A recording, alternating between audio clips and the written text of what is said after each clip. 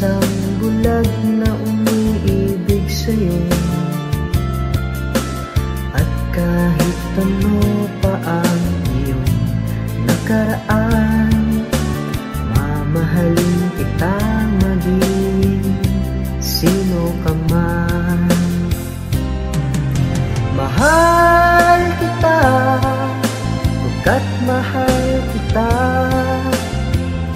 Iniisip nila ay hindi mahalaga, mahal kita maging